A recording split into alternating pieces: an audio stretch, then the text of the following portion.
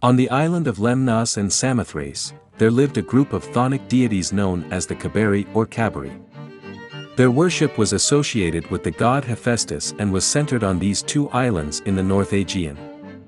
It is believed that the Cabeiri may have included pre-Greek elements or other non-Greek elements like Thracian, Tyrrhenian, Pelasgian, Phrygian, or Hittite. The Lemnian cult was limited to that island alone, but the Samothracian cult rapidly spread throughout Greece during the Hellenistic period. While it is unclear if the Samothracian gods were Cabeiri, the cults had similarities and did not fit neatly into the Olympic pantheon. According to myth, the Cabeiri were considered to be the sons of Hephaestus and Cabero. The number of gods worshipped in the Samothracian cult varied, with accounts citing between 2 and 4 deities of either sex.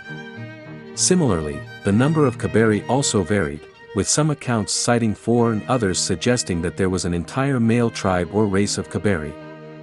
Apart from Lemnos and Samothrace, the worship of the Cabeiri was also observed in other regions such as Scythopolis in Thrace and various locations in Asia Minor. Strabo noted that the Cabeiri were most widely honored in Imbros and Lemnos, although their worship was also observed in other cities as well.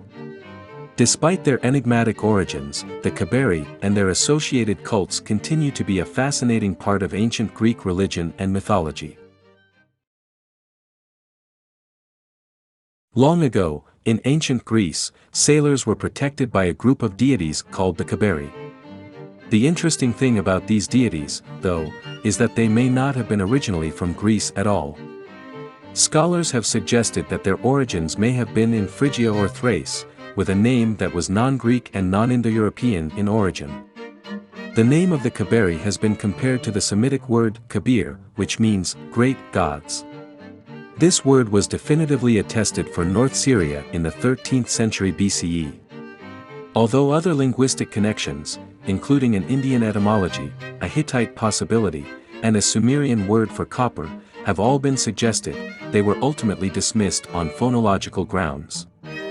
The name of the Cabeiri is closely linked to Mount Caberos, a mountain in the Barakintia region, which is strongly associated with the Phrygian mother goddess.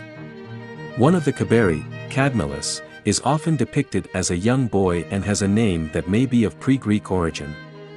Interestingly, his name is similar to the name of the Phoenician prince Cadmus, who was rumored to have had links to the Cabeiri. So, while we may never know for certain where the Cabeiri truly originated from, we can still appreciate the interesting linguistic and cultural connections that surround this ancient group of deities.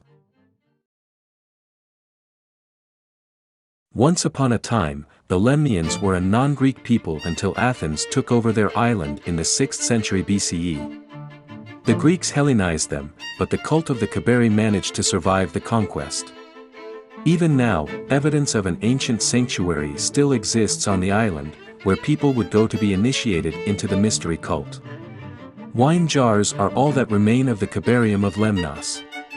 Unfortunately, we don't have any descriptions of what the initiation ceremony entailed, but we do know that Lemnos held a 9-day festival of the Cabeiri every year. During this festival, all fires would be extinguished and fire brought from Delos.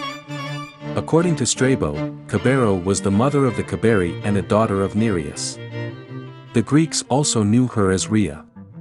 The Cabeiri were divine craftsmen who were believed to be the sons or grandsons of Hephaestus, the main deity worshipped on Lemnos.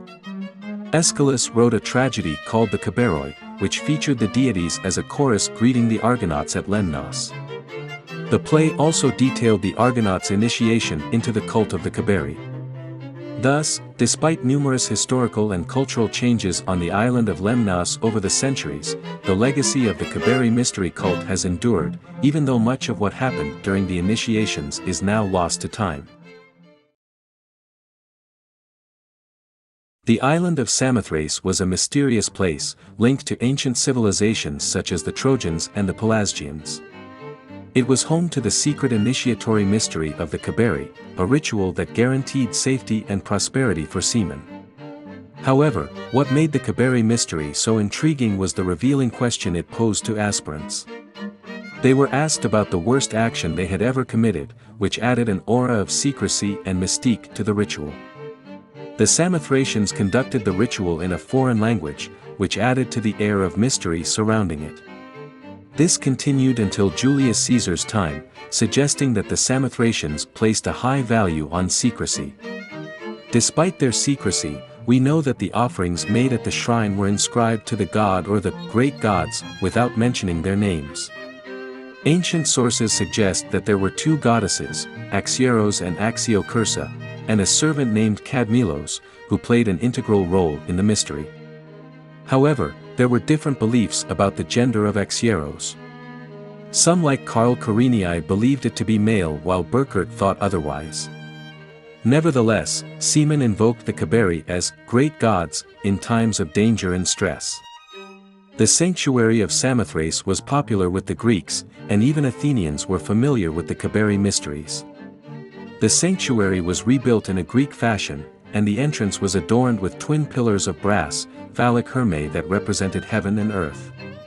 Varro, a Roman antiquary, noted that the child of the goddess, Cadmilus, was also her mystic consort. Despite little being written about the Cabeiri mysteries, their popularity and the intrigue surrounding them continue to interest people even today.